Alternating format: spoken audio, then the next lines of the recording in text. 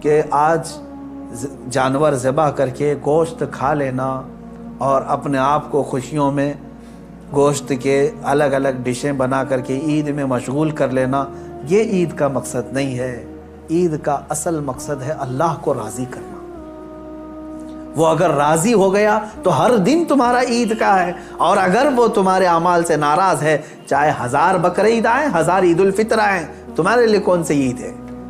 رب تعالیٰ اگر تم سے ناراض ہے، کون سی عید ہے؟ عید در حقیقت مولا کو منانا ہے، اس کو راضی کرنا ہے۔ قربانیاں گوشت کھانے کے لیے نہیں۔ ایک مسئلہ بھی جاتے جاتے بتا دوں، اگر کسی نے گوشت کھانے یا صرف گوشت کی نیت کر کے قربانی کی کہ آپ گوشت ملنے والا ہے، فلاں فلاں ڈش بننے والی ہے گھر میں، تو کہا گیا کہ اس کی قربانی ہی نہیں ہے، قربانی ہوگی ہی نہیں۔ جس نے گوشت ملے گا اس کو میں بیچوں گا، اتنا کماؤں گا، جس نے بھی یہ نیت کی اس کی قربانی ہوگی ہی نہیں، ہوگی ہی نہیں۔ فرمایا گیا تقرب اللہ کی نیت ہونی چاہیے، میں قربانی کر رہا ہوں صرف اللہ کی رضا کے لیے، نیت یہ ہو، اور پھر گوشت کھانے میں مل گیا تو یہ اللہ کا انعام ہے۔ گوشت تو کھانا ہی ہے، ملتا ہی ہے آپ کو، لیکن نیت پہلے گوشت کھانے کی نہیں ہے، اللہ کو راضی کرنے کی ہے۔ رب تبارک و تعالیٰ راضی ہو جائے۔ میرے عزیزو، آج کے دن اللہ تبارک و تعالیٰ کی بارگاہ میں خصوصی التجا کریں، دعا کریں، مولا کریم عید الاضحیٰ کی برکت سے یہ لاکھوں جو قربانیاں ہیں ان کو قبول فرمائے، اور ان قربانیوں کی برکت سے مولا تعالیٰ ہم سب پر مسجدیں، عیدگاہیں اور ہماری عبادت گاہیں کشادہ فرمائے۔ بقرعید میں ویسے تو تفصیلی جو واقعہ ہے وہ یوں ہے، اس کا میں اجمال بتا کر کے اپنا میسج دینا چاہتا ہوں۔ سیدنا ابراہیم خلیل اللہ علیہ الصلوۃ والتسلیم اللہ تعالیٰ کے ایک نبی ہیں، برگزیدہ پیغمبر، ایسے جلیل القدر نبی کہ انبیاء کرام علیہ السلام 1,24,000 کم و بیش نبیوں میں حضور اکرم صلی اللہ تعالیٰ علیہ وسلم کے بعد جو سب سے بڑا مرتبہ ہے وہ حضرت ابراہیم علیہ السلام کا ہے۔ حضور صلی اللہ علیہ وسلم کے بعد جو سب سے بڑا مقام ہے وہ حضرت ابراہیم علیہ السلام کا۔ سیدنا ابراہیم علیہ الصلوۃ والتسلیم کی اولاد نہیں تھی، آپ نے تقریباً 90 سال عمر پائی اس وقت تک، بلکہ آپ کی عمر اس سے بھی زیادہ ہوئی۔ جب آپ کی عمر پاک 90 سال تک ہوئی تب تک کوئی اولاد نہیں تھی۔ آپ کی زوجہ ایک حضرت سارہ ہیں اور دوسری حضرت ہاجرہ ہیں۔ پھر روایات یہ بتاتی ہیں کہ 100 سال کی عمر ہو گئی، لیکن حضرت ابراہیم علیہ السلام نے دعا کرنا نہیں چھوڑا تھا۔ یہاں سے یہ پتہ چلتا ہے کہ بندہ مایوس نہ ہو۔ ویسے تو 70 سال 80 سال مرد کے ہو جائیں تو وہ اپنی اولاد ہونے سے مایوس ہو جاتا ہے کہ اب میری عمر نہیں رہ گئی، لیکن وہ خلاق کائنات جسے چاہے عطا کرے۔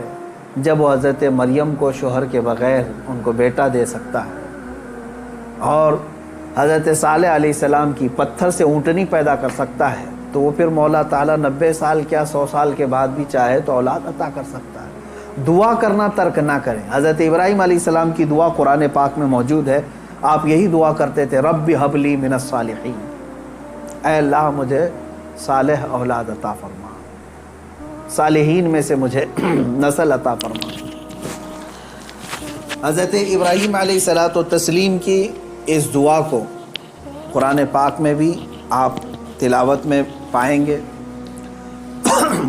حضرت ابراہیم علیہ الصلوۃ والتسلیم کی اس دعا کو اللہ تبارک و تعالیٰ نے قبول فرمایا، اور پھر اللہ تعالیٰ نے ارشاد فرمایا کہ ہم تمہیں ایک بیٹا عطا کرتے ہیں۔ وہ کیسے معاملات ہوئے یہ بھی دیکھیے۔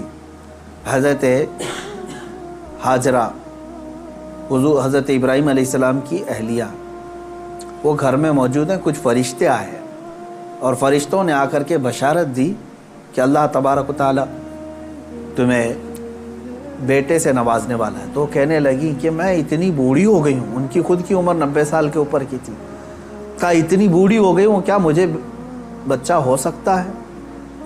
فرشتوں نے کہا ہاں، اللہ تبارک و تعالیٰ جو غالب حکمت والا ہے وہ چاہے تو ہو سکتا ہے۔ تو پھر اللہ تبارک و تعالیٰ نے یہ بشارت دی، اور بڑھاپے میں حضرت ابراہیم علیہ السلام کو بیٹے کی بشارت سے نوازا، اور اس کے بعد حضرت اسماعیل علیہ السلام کی ولادت ہوئی۔ چند دنوں کے بعد، چند سالوں کے بعد حضرت سارہ سے حضرت ابراہیم علیہ السلام کو دوسرے بیٹے بھی ہوئے، حضرت اسحاق علیہ السلام، یعنی اسی عمر میں۔ اور یہ وہ لوگ ہیں، یہ دو بیٹے ایسی عمر میں ہوئے۔ اب یہاں بتاتا ہوں میں آپ کو صبر کا اور استقامت کا پھل کتنا عظیم ہوتا ہے۔ 100 سال تک ابراہیم علیہ السلام صبر کرتے رہے اولاد کو، اور اس کے بعد اللہ نے اولاد دیا۔ دو بیٹے تھے، ایک اسماعیل علیہ السلام اور دوسرے اسحاق علیہ السلام۔ ان دونوں نبیوں کے بارے میں اگر میں آپ کو بتاؤں، اسحاق علیہ السلام وہ نبی ہیں، حضرت ابراہیم علیہ السلام کے وہ بیٹے ہیں جن کو اللہ نے نبی بھی بنایا، اور ان کی نسل میں 30,000 سے زیادہ نبی پیدا کیے تقریباً۔ بنی اسرائیل پوری نسل جو ہے وہ اسحاق علیہ السلام کی نسل ہے۔ اسحاق علیہ السلام کے بیٹے یعقوب علیہ السلام، یعقوب علیہ السلام کے بیٹے یوسف علیہ السلام، یہاں سے پوری بنی اسرائیل چلی، اس میں ہزاروں نبی آئے۔ ابراہیم علیہ السلام کو ایک بیٹے اسحاق علیہ السلام کی نسل میں سارے نبی عطا کیے، اور دوسرا بیٹا جو اسماعیل علیہ السلام عطا کیے، ان کی نسل میں تو سید الانبیاء حضور صلی اللہ علیہ وسلم آتا ہے، محمد الرسول اللہ صلی اللہ علیہ وسلم علیہ افضل التحیت و اکمل التسلیمات۔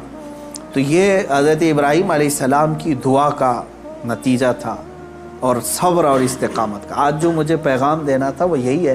میں نے آیت کریمہ بھی خطبے میں یہی پڑھی۔ بے شک وہ لوگ جنہوں نے یہ کہا اللہ ہمارا رب ہے، ان الذین قالوا ربنا اللہ، بے شک وہ لوگ جنہوں نے کہا اللہ ہمارا رب ہے، ثم استقاموا، پھر اس پر جم گئے، یہ ہے استقامت۔ استقامت کہتے ہیں ڈٹے رہنا، جمے رہنا۔ اب اس کے متعلق جو قرآن کہتا ہے تتنزل علیہم الملائکہ، ان پر اللہ تعالیٰ فرشتے اتارتا ہے۔ کیا کہتے ہوئے آتے ہوئے فرشتے؟ اللہ تخافوا ولا تحزنوا، گھبراؤ مت، ڈرو مت، ہم تمہیں وہ بشارت دینے آئے ہیں جس جنت کا اللہ نے تم سے وعدہ کیا ہے۔ تھوڑے دن اور باقی رہو، تھوڑے دن اور جمے رہو، اور ڈٹے رہو۔ یہ استقامت کرتا ہے بندہ، استقامت پر فائز ہوتا ہے تو فرشتے اس کی مدد کے لیے اترتے ہیں۔ ہاں اتنا ہے کہ ہلا دیے جائیں گے، تمہاری خواہشات کے خلاف معاملات آئیں گے، تمہارے نفس کے خلاف معاملات آئیں گے۔ اسی پر جمے رہنے کا نام استقامت ہے۔ اور استقامت کا معنی اتنا عظیم ہے کہ صوفیہ اکرام نے کیا فرمایا معلوم ہے؟ الاستقامت فوق الکرامت، عربی میں فرمایا استقامت جو ہے یہ کرامت سے بھی بڑھ کر کے ہے۔ لوگ کہتے ہیں نا کرامت، کرامت کا مطلب اکثر لوگوں نے ہی سمجھا کہ وہ انہونی چیز دکھانا، یعنی جو ایسی چیز جو کو دیکھے ہی نہیں پائے، ہوا میں کوئی اڑ کے دکھا رہا ہے، پانی پہ کوئی چل کے دکھا رہا ہے، تو اس کو بہت سارے لوگ کیا سمجھتے ہیں؟ یہی کرامت ہے۔ محیر العقول چیزیں، یعنی جو عقل کو عاجز کر دیں۔ اور فرمایا گیا ان کرامتوں سے سب سے بڑھ کر کے استقامت ہے، یعنی شریعت پر جمے رہنا، ڈٹے رہنا۔ میں اس پر آتا ہوں، حضرت ابراہیم علیہ السلام کے اس واقعے کو میں مختصر کرتا ہوں۔ بیٹا ہوا، 100 سال تک صبر کرنے کے بعد پھر اللہ تبارک و تعالیٰ نے امتحانات ایسے لیے کہ ابراہیم علیہ السلام کو ترک وطن کرنا پڑا ہے، یعنی آپ کا شہر جو ہے بابل تھا، عراق۔ واقعہ تفصیل سے آپ کو پھر کبھی، وہاں آپ کو ہجرت کرنا پڑا، وہاں سے وطن چھوڑ دیا آپ نے، آپ کو جان کی بازی بھی لگانی پڑی، آگ میں آپ کو ڈالا گیا ہے، جان کے ساتھ بھی آپ کا امتحان ہوا، اس میں بھی آپ استقامت پر تھے۔ جب آپ کو نمرود آگ میں پھینک رہا تھا، جبرائیل علیہ السلام آئے اس وقت اور پوچھنے لگے الک حاجت یا خلیل اللہ، اے اللہ کے خلیل کوئی حاجت ہو تو بتائے۔ تو حضرت ابراہیم علیہ السلام آگ میں پھینکے جا رہے ہیں، اس وقت بھی کیا کہتے ہیں؟ ہاں ہے حاجت لیکن اللہ سے، میرا مولا میرے ساتھ ہے۔ یہ استقامت اور توکل کا اعلیٰ درجہ۔ تیسرا جو ہوا آپ کے ساتھ وہ اولاد، اور آپ کو یہ بھی میں بتا دوں کہ اب اولاد دیا اللہ تعالیٰ نے، پھر حکم یہ فرمایا، خواب میں حضرت ابراہیم علیہ السلام کو یہ کہا گیا کہ آپ اپنے بیٹے کی قربانی دیں اللہ کی بارگاہ میں۔ لیکن ابراہیم علیہ السلام نے خواب میں دیکھا تو اس کے بدلے میں آپ نے جانتے ہیں تقریباً آپ نے 100 اونٹوں کو ذبح کر دیا، اونٹ ذبح کیے۔ شاید اس خواب کی تعبیر یہ ہو۔ دوسرے دن پھر خواب وہی آیا، پھر آپ نے ذبح کیے، تیسرے دن پھر خواب آیا، تب آپ نے یقین کے ساتھ یہ فرمایا کہ مجھے میرے بیٹے اسماعیل کی ہی قربانی کا حکم دیا جا رہا ہے۔ پھر حضرت ابراہیم علیہ السلام، یعنی اونٹوں کے ذبح کرنے میں مال بھی تو کتنا قربان ہوا۔ تو اب میں جو بتانا چاہ رہا ہوں اب وہ آخری بات سنیں۔ اسماعیل علیہ السلام کو بلایا اپنے قریب، جب ابھی حضرت اسماعیل علیہ السلام کی عمر پاک شباب کو نہیں پہنچی تھی، جوانی کے قریب آ رہی تھی، بلا کر کے کہنے لگے کہ انی ارا فی المنام انی اذبحک، اے اسماعیل میں نے خواب میں دیکھا ہے اور اللہ کا حکم یہ پایا ہے کہ میں تمہیں ذبح کر رہا ہوں، تم کیا کہتے ہو؟ حضرت اسماعیل علیہ السلام نے کیا کہا؟ یا ابت افعل ما تؤمر ستجدنی انشاء اللہ من الصابرین، اے میرے والد گرامی، آپ کو جس بات کا حکم دیا گیا ہے وہ کر جائیے آپ، انشاءاللہ آپ مجھے صبر کرنے والا پائیں۔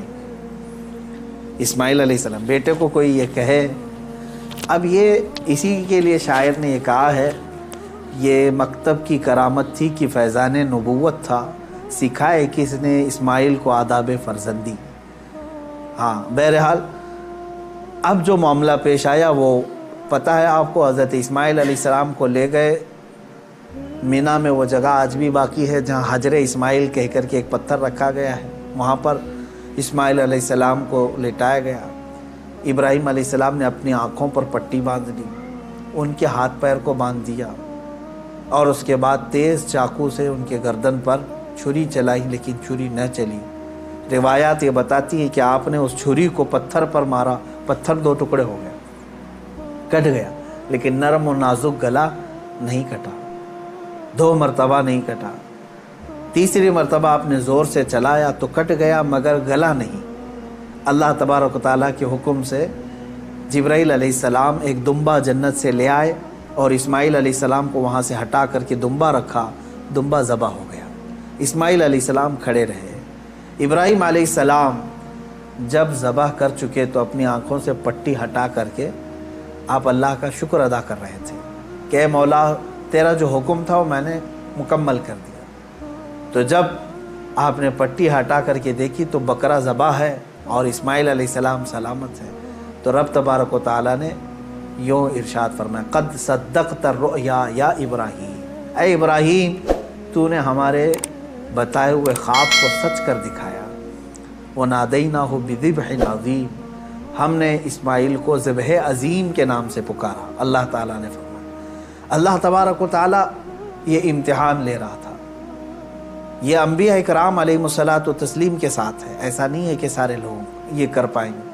وہ اس درجے کے ایمان والے تھے، ان کو اسی انداز سے امتحان لیا گیا۔